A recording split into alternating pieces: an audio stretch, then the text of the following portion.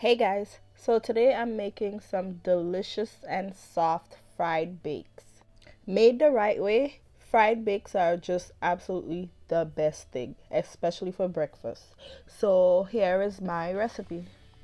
So the first thing I'm going to do is I added a few cups of flour into a bowl, and to the flour I'm going to add in some baking powder, sugar, and salt. And as always, my ingredient list and exact measurement will be in the description box down below for you guys. And then I'm just gonna mix everything real quick and start adding in my butter. So now I'm gonna be using my hands to rub the butter into the flour. Just keep rubbing until your butter is well incorporated into the flour mixture. And then we're gonna start adding in our water. So I'm adding in the water little by little to form a dough. For this recipe, I ended up using about 2/3 cup water.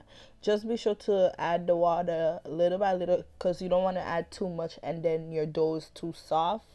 So add it little by little and knead your dough until it comes together. If by any chance you added too much water, you could always just sprinkle in a little bit more flour onto the dough. So I kneaded my dough for about 5 to 8 minutes. And then I'm gonna cover my bowl and set it aside and let the dough rest for at least 30 minutes. And the dough resting is extremely important in having the perfect bakes. So after the 30 minutes, I'm going to take my dough and put it on my counter surface. And then I'm going to give it a light knead one more time. And you'll see how smooth my dough looks now after kneading it this last time. And now we're going to start forming our bakes. So I'm cutting my dough into 4 pieces. I wanted my bakes to be more on the larger side. If you like smaller fried bakes, you could cut your dough into smaller pieces. And to form it, I'm just going to roll the dough into the ball shape, and then I'm going to use my hands to flatten it out and shape it into the shape of a bake. If you like, you could use a rolling pin to roll it out into the circular shape if that's easier for you. So whatever works for you.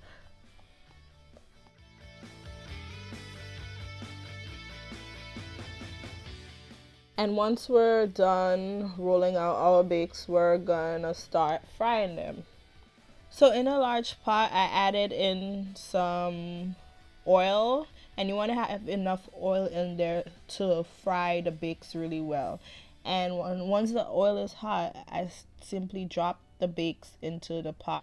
Using a pot spoon, I'm pouring the hot oil on top of the bakes. This will help the bakes to swell and puff up a little bit.